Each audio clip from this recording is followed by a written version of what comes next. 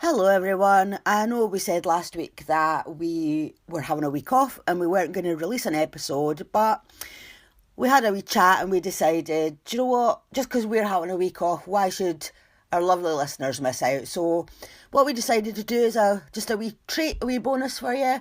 We've decided to release one of our Patreon episodes that we did last year.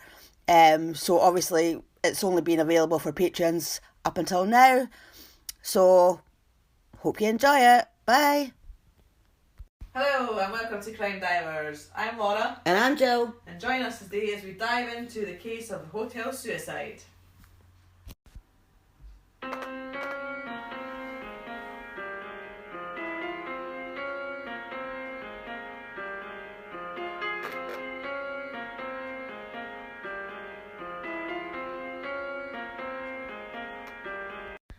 Hello, welcome back. Hello. We're back for another episode, and this is a little bit of a bizarre one again. I like bizarre. Yeah. You're gonna have questions. I always have questions. Yeah. It's quite an unbelievable story with a really sad outcome, which are actually. Isn't all these stories pretty sad outcomes? Well, there's certain extents of sad. Okay. Isn't there? I suppose. Well, the 3 girls, 3 boys. That was bizarre, but it wasn't. And there wasn't. Nobody died. True. The only one so far. Is it? Oh, I think yeah. The only no. Andrew Gosden. Well, we don't know. That was a disappearance, so we don't really know with that one. So, right, okay. So yeah, as I said, it seems a bit unbelievable, but. Obviously, at the time with the people involved, it was believable to them. So let's dive in. So this case is called hotel suicide. So I'll just tell you what happened right at the start. Yeah. Obviously, there was a suicide. Yeah. I kind of thought that might be the case. So this episode is the sad story of Margaret and Nicola McDonough. They were mother and daughter. Right. Margaret was 52 and her daughter Nicola was 23. And they both needlessly died after they were found badly injured in a Premier Inn hotel in Greenock in Scotland. Oh, wow. Actually, I think I remember this now. Yeah, I remembered it, but obviously with everything, it's like you only see what you see on the news and in the paper, so you don't actually know. I do remember that now. Yeah. Like a ring bell. I take it you don't know the ins and outs of it. I maybe know vague details, but I certainly don't know Okay. the whole story. Well, you're going to find out. So it started with a woman called Lindsay Cotton. She was 31 and she lived in Addiewell, West Lothian, which is Scotland, with her 2 kids. She'd always been a bit of a bigger girl and she'd actually left school early because she'd been bullied about her size. Right. So because of that, she was very insecure, she didn't have any confidence. I think she had trouble sort of meeting men and... And so, in May 2012, she decided to set up a profile on a dating site called Plenty of Fish. Oh, I've heard of that one. Oh, yeah? Yeah, I've heard of that one. No, I haven't been on it. I was going to say, why have you heard of that one? You're married. Happily married, but a few of my friends have been on that. Really? Yes. I have no idea when it comes to dating sites. So. I have heard of that one. Right, well, so she set up a profile, and on there she met Michael McDonough, who is Margaret's son, right. Nicola's brother. Yeah. He was 32 and he was an RAF technician. So they got on really well and they chatted constantly online and on the phone, and their relationship progressed to more than just friends. They obviously started flirting. They still hadn't met, but online dating. Yeah. Well, they were on a dating site. Oh no, I'm glad I don't have to go through that. So Michael wanted to meet up, but Lindsay was constantly making excuses not to. And that's because she was insecure about herself, I guess. No. That's because Lindsay had set up a fake profile. Oh, right, okay. Get you. So she had used her niece's, well, it was her step-niece. She'd used her niece's photo and name, Stephanie Wilson. Right. So Steph was her stepsister's daughter. Right, okay. And she had no idea that Lindsay was doing it. Right. So, obviously, because she had a fake profile, she had to make up excuses why they couldn't meet up. Why would you do that though? I mean, I'm not understanding. She's obviously self-conscious about herself and she's not happy with how she looks, but you can't lie, because then if somebody likes you on a dating site, they would like you for who you are, what you look like, and then if you're going to meet up, you're not going to be able to do that. Well, yeah, that's what... If you're looking for a relationship, you've got to be honest, haven't you? Exactly, because if you set up a fake profile, you must know that you are never going to meet this person unless you decide to confess to them at some point. Maybe. But, well, what would be the point in that in the first place? So, it just... I don't understand that at all. I don't get that. So one of Lindsay's excuses was that Steph had been jailed for breach of the peace because she'd had a fight with her sister's boyfriend Jason, who didn't exist. This Jason didn't exist either. She's just made that. Yeah, this is just making rubbish up. Right. Another time, so Lindsay Cotton had texted Michael pretending to be a family member of Steph's. Right. If you get confused, just let me know. Yeah. So this family member told him that Steph had confronted Jason about something and he had attacked her. Right. So apparently, I'm getting myself confused here. So apparently Jason, this non-existent Jason, had broken Steph's jaw. Right, okay. Fractured her cheekbone, broken her arm, and she had a fractured skull and swelling on the brain. That sounds quite horrific. So she said that Steph was admitted to hospital and she had to get plastic surgery for the damage that Jason had caused. Well, does she think she's going to have a totally new face and then she can heal herself? I'm not quite sure where that was going. I don't know if she even thought that. I didn't think of that, so well done. I mean, it's probably not the case, but hey. So, I'm kind of confused as to why, if that was the case, why it wasn't. I never read anything about it, but I would have thought that Michael would have wanted to go and see her in hospital then.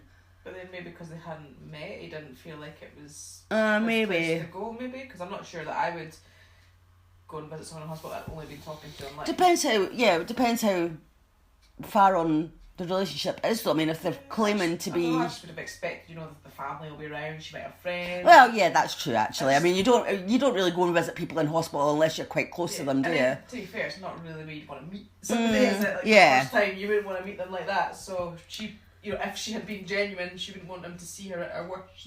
Yeah, true. So then, after that, Michael was told by Lindsay, pretending to be Steph's mum this time, Right. that Steph had bleeding on the brain. Right. So she had said that Steph's only hope was a stem cell treatment that a company called Biotech Scotland were trialling. So she also said that Michael wasn't allowed to visit Steph, so he must have asked at this point. He wasn't allowed to visit Steph in hospital because of a confidentiality agreement with the company, with the Biotech. Right. I know it sounds really far-fetched already, doesn't it? Believe that? Like, if you started telling me that, I'm not sure. I'd be like, come on. Really? Well, yeah, but then at the time, I don't know. You've got no reason to think that isn't the truth. I mean, if you're speaking to, you think that you're speaking to your girlfriend's mum, and she's telling you this stuff. I mean, it does, to us it seems unbelievable because we know it wasn't true. Yeah, it's true. Yeah, I suppose so. So then Lindsay Cotton actually got in touch with Michael as herself. Oh, eventually. And she said that she was like a really close friend of Steph's. Right.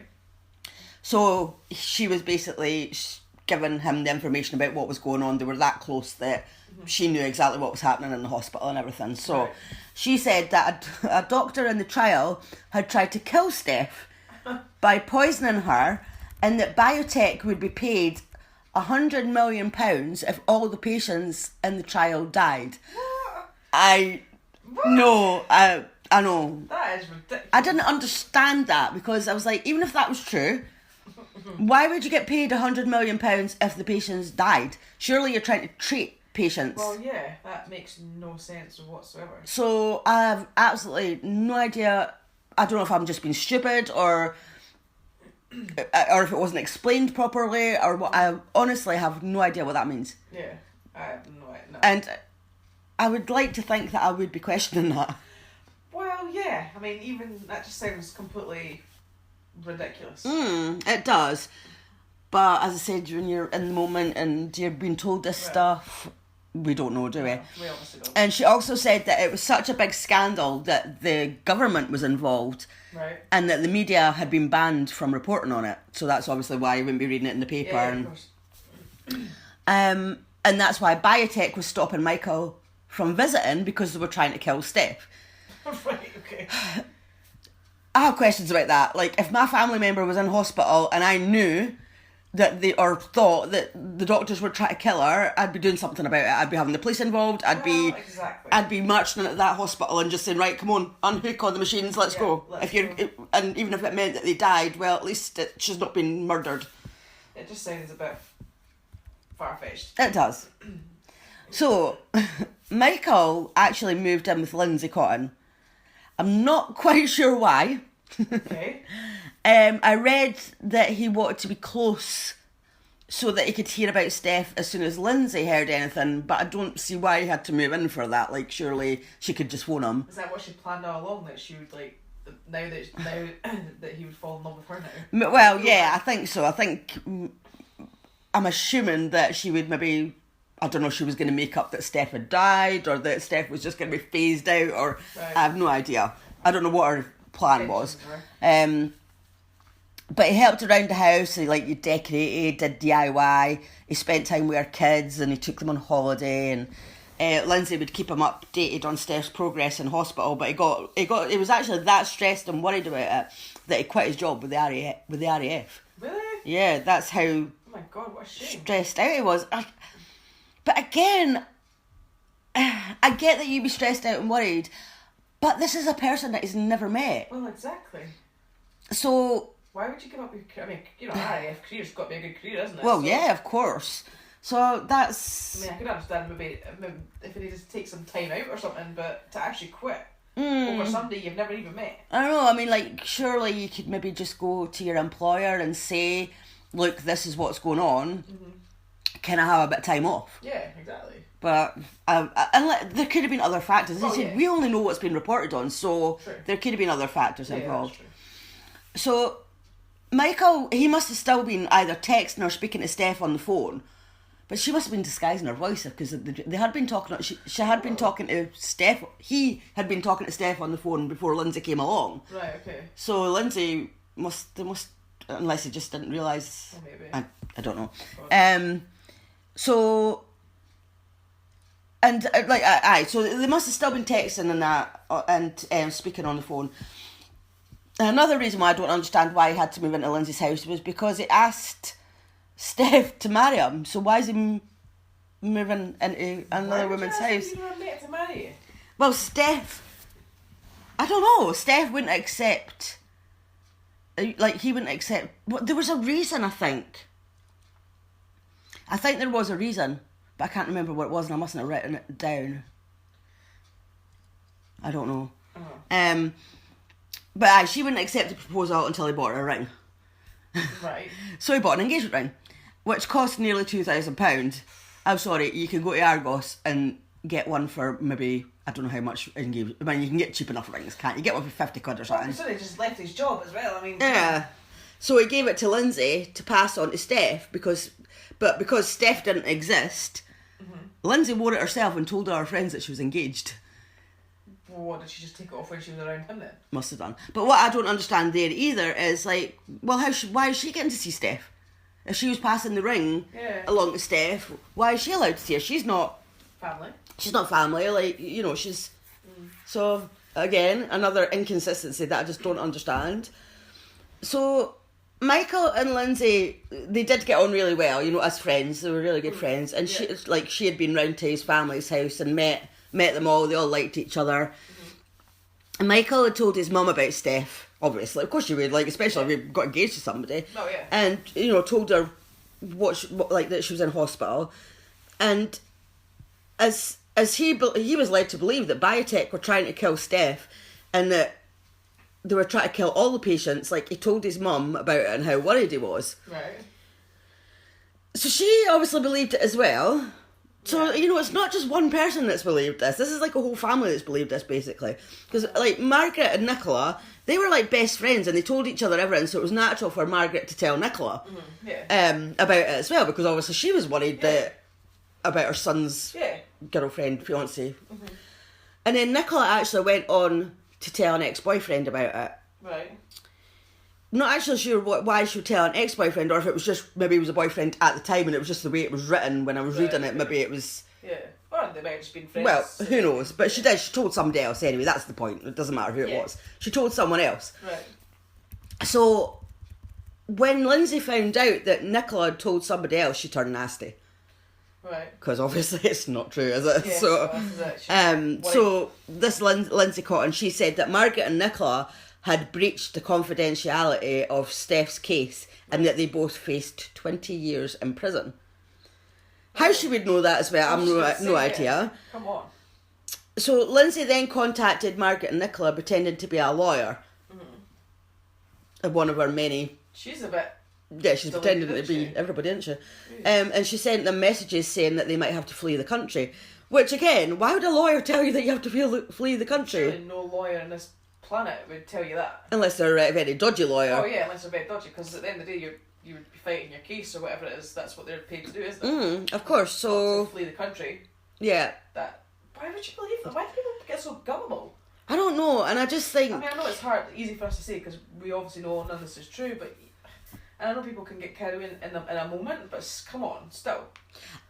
This is why I said, you know, I find it very... And it's not the case that it was just one person that believed it. It was a whole family that's believed it.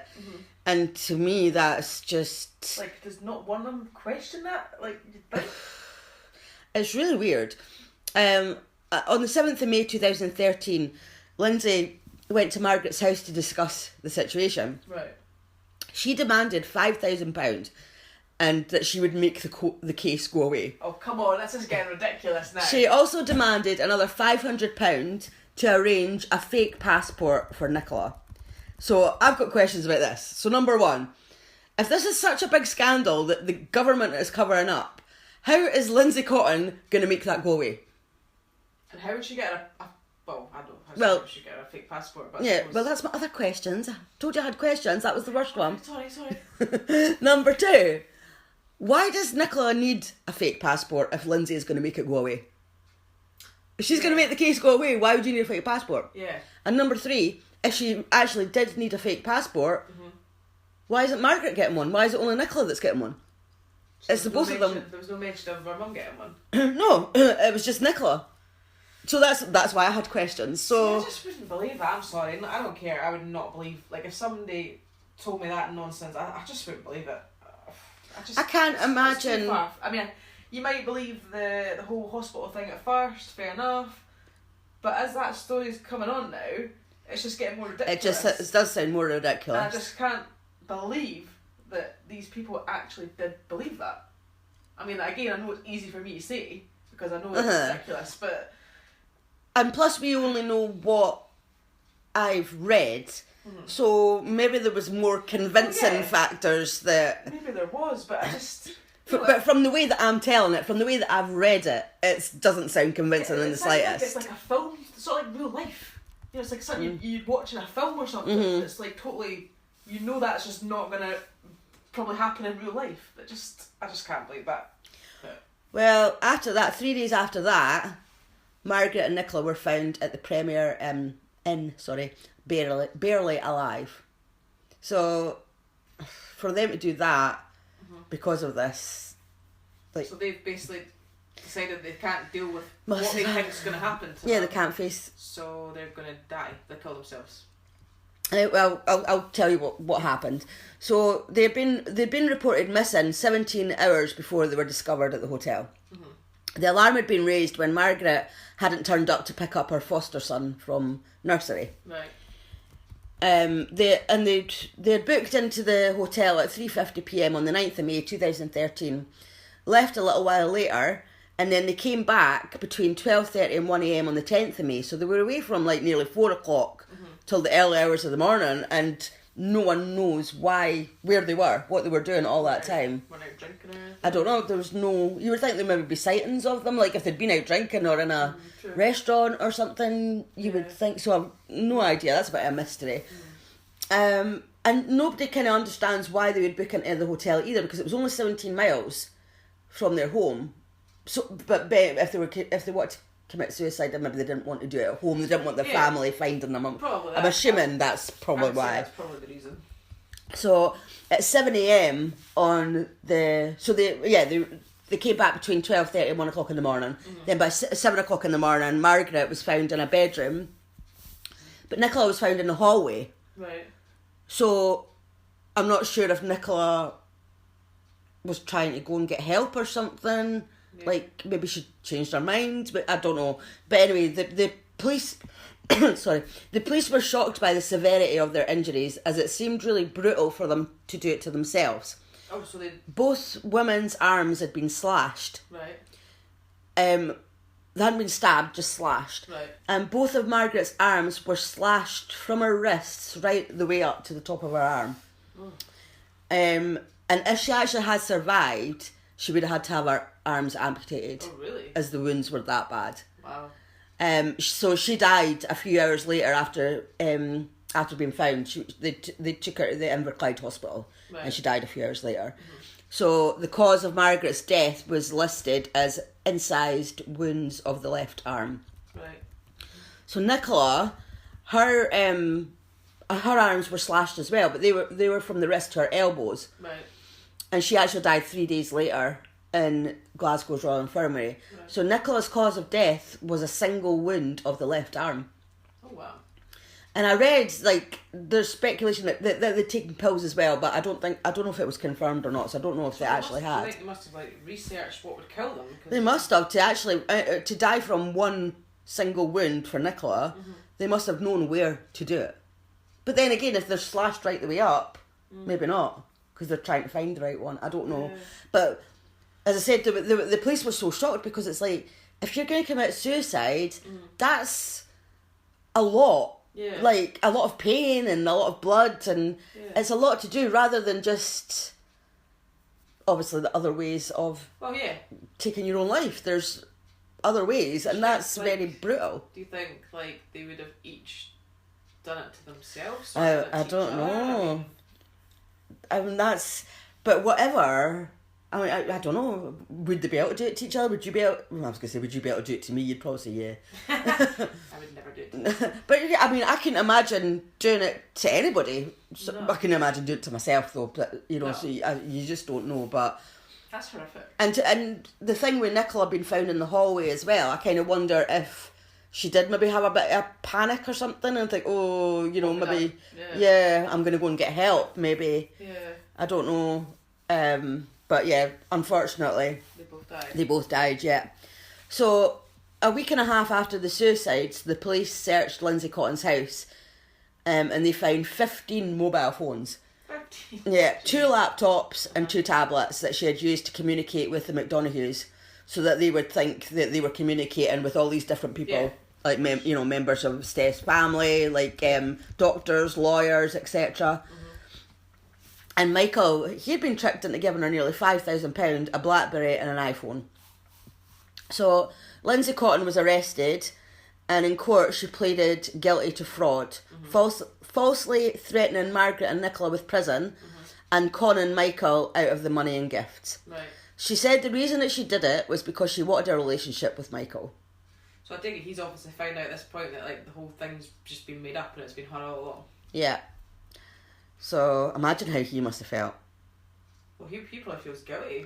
Well, yeah, his mum and his sister are dead because of a person that he's met, that he's brought into the family. I mean, like... It's totally not his fault. Yeah, of course it's not, but, like, he didn't know what was going to happen, but surely that's just human nature to feel the guilt because you were the one that brought them into your family.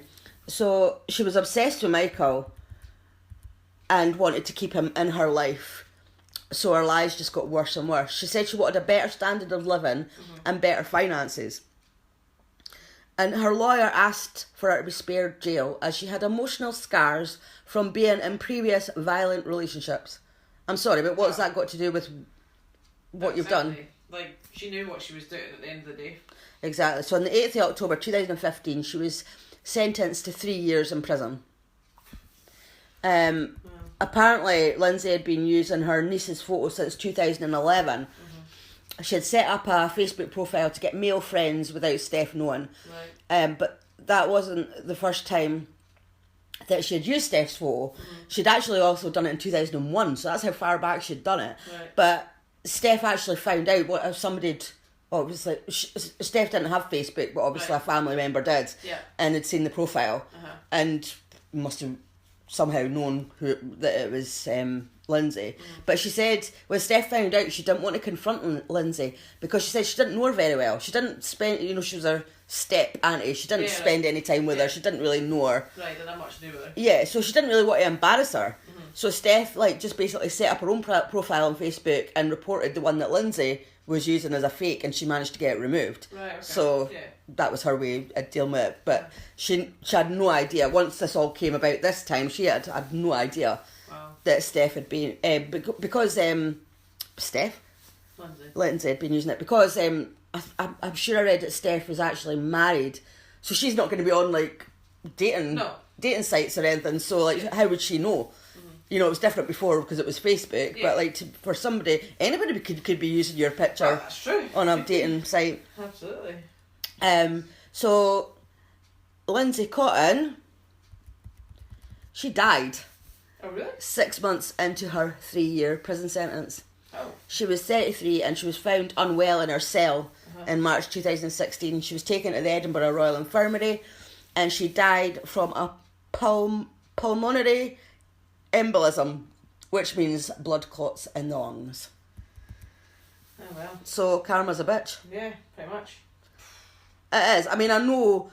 I'm sure this Lindsay Cotton she didn't know what was going to happen. She didn't know that people were going to commit suicide, but these people would have still been alive if it wasn't for her actions. Absolutely, yeah. So that's a lot to answer to, and I just think, well, karma's a bitch. Yeah. I don't have sympathy. I know she didn't actually kill them, but... No, but sometimes they class people as, if they are involved in some way, whether they actually do the physical act or not of killing, then you can still be held responsible for somebody's murder. Definitely. But as I said, I mean, they would still be alive if it wasn't for what she did. Yeah. But... just... it's a very bizarre story. It is. I feel so bad that it resulted in two people feeling that they had no other way. I know. That they felt that they had to do that. So I kind of feel a bit harsh saying that it seems so unbelievable because obviously they did take it seriously and they took it that seriously that they would rather take their own lives than face jail. Yeah. But for one thing, if Lindsay Cotton is telling them, "Oh, you could face up to 20 years in jail," I would be saying, "Well, who are you telling me that? How do you know that?" Oh, you're not a lawyer. You're not. Yeah, and with the lawyer, I would be wanting to meet a lawyer face to face in their office. Yeah, exactly. To discuss it properly. I almost slightly just believed it too quick. It just took her complete word for it. Didn't seem to question it, and totally got really, lost in the fact that that's all true, and then ended up killing themselves from it. I mean, like I say, I'd like to think that if somebody ever sort of told me those sort of things, I'd be like, well, wait a minute, that doesn't sound right. Yeah. That doesn't sound normal. That doesn't sound real. I mean, they may have questioned it.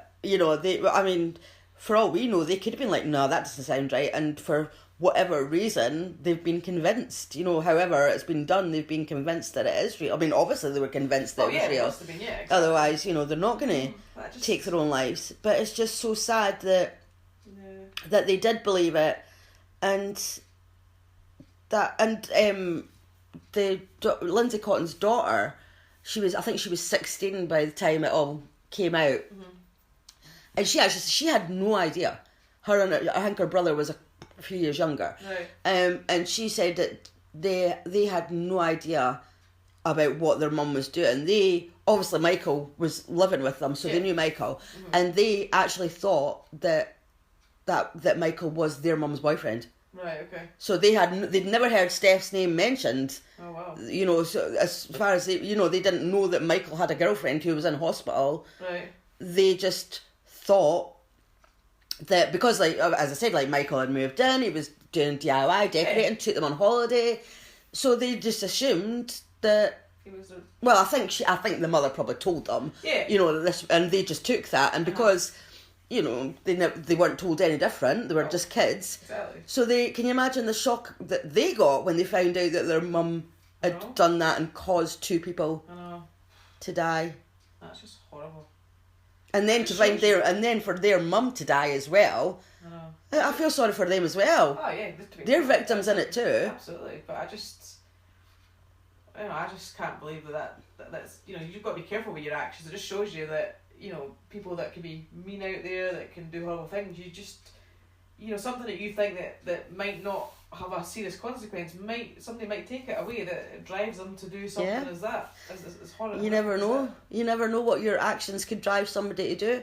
And all because she was obsessed with this guy, she set up a profile to meet somebody, met him, became obsessed with him. Couldn't be honest with who she was. And his two members of his family. Yeah, so because of her insecurities and her lies that just clearly got out of control and grew arms and legs, sadly caused 2 people to take their lives. And that's awful. That poor family. I know. I can't imagine. No, I can't. So, I told you it was a bit of a bizarre one and that you'd have questions. Yeah, definitely. I mean, I've still got questions, but... Yeah, unfortunately some of these things you're always going to have questions still. Yeah, so... that was that story of the hotel suicide. So if you want to contact us, you can follow us on Twitter or Instagram. crime_divers_pod. You can join our Facebook page. On crime. No. But, oh yeah. Yeah, crime_divers. No. No, crime_divers podcast. No. What? Just Crime Divers podcast. Oh no. So I thought we were getting good at this. No, we're obviously not. Crime Divers Podcast. Yeah, on Facebook. And then you can drop us an email. crime_divers_pod@outlook.com. Yeah, maybe we should write that down and have it in front of us. We're so bad at this. I know. I thought we were doing well. No, obviously not. So thanks for listening. See you later. See you later. Bye. Bye.